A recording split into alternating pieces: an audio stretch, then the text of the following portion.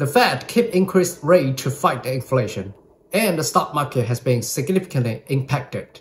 Regarding housing market, people saw lots of price cut on Zillow since May, and many YouTubers also say the real estate market has already started crashing.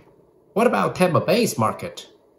Now it is early July, and the months of May and June are completed.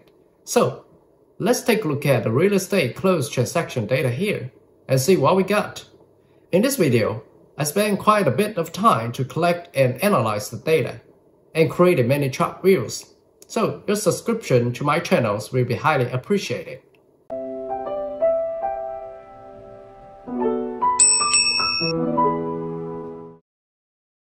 Hello, this is Albert. If you watch my video for the first time, I'm a Florida realtor and real estate investor. At the same time, I'm also a data scientist with more than 10 years of analytic experience. I apply big data and statistical analysis approaches to help my clients and friends to succeed in real estate hunting and transactions. Besides, in my channel, I will also periodically talk about lifestyle and fun things to do in Florida. Real estate is not just about buying a house. It will bring you more than the property you acquire, such as lifestyle, quality, the characteristics of the areas, the people, the culture, the fun, the taste every day, the enjoyment, etc.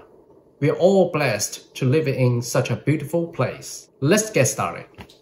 In May, I analyzed the housing market of Lutz and Land Lakes. Today, let's take a look at more areas. 1.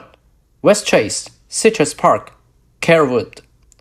Located in west of Tampa, highly desirable locations, close to Costco and many shops, good school zones, and also not far from the beach. 2. Odessa, Lutz, and Land Lakes.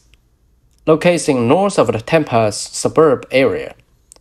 Excellent school zones, close to the major highways such as Veterans Expressway, I-275 and 75. 3. Wesley Chapel, located in northeast of Tampa's suburb area, one of the fastest growing area, close to the Costco and outlets in the north of Tampa. The well-known Epperson's Lagoon community is in Wesley Chapel. 4. Seminole Heights and surroundings, located in the central east of Tampa, close to South Tampa and Hillsborough River. Also close to downtown Tampa, very convenient spot, minutes to shops, business, and airport. In general, these areas are good for either buying a home or investment. As previous video, I'll show you the analysis on properties with 3 to 4 beds. Let's first take a look at the transaction volume. Wesley Chapel is a big area, so there are many properties with larger number of transactions. But starting March, the trend of transaction volume was no longer increasing. We can tell, among all of these areas, March seems to be a turning point. And March was the time when Fed started increasing rate. So, this is sort of a reflects rate increase impact. But keep in mind that the housing inventory is still another factor. Currently, the inventory is still historical low. Now, we look at the median sold price curve. Obviously, the areas of Odessa, Lutz, and Land Lakes have good zones. The housing price is more expensive. And after the Fed continuous increase rate since May, the demand got impacted, so the sold price started to show downturn for these areas. Generally, the rate increase impacts more on the big and expensive properties. The price in West Chase, Citrus Park, and Carrollwood were not cheap either. But these areas are highly desirable areas, and usually not a whole lot of properties pop up in these areas. So, any properties on market generally gone fast, and the rate increase impact in these areas is not as big as in the suburb area. The house prices in Wesley Chapel and Seminole Heights areas are not too expensive, so the impact is not that big either so far. I haven't seen downturn in these areas yet. Cash transaction proportion. We noticed that the cash purchase in Wesley Chapel areas declined since March. Where does money could go? Let me know your comment below this video. In Odessa, the cash purchase significantly dropped in June. Not a surprise at all. The properties there were so expensive, so when the rate increased, it get impacted. Now let's take a look at the ratio of the sold price over list price. Previously, in my video, I have mentioned that this ratio reflects how intensive the bidding war could be, like how much added to the asking price. We can tell more intensive bidding exists in West Chase, Citrus Park, and Carolwood area.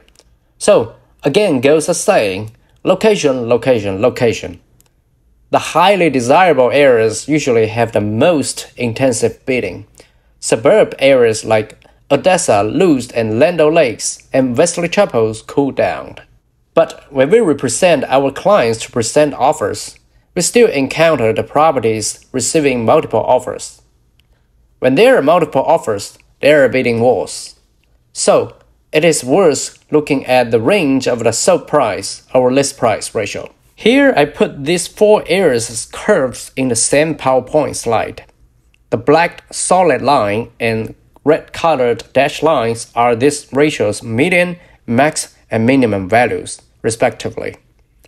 One common point we find is there are both addition and subtraction for asking price in all of these areas.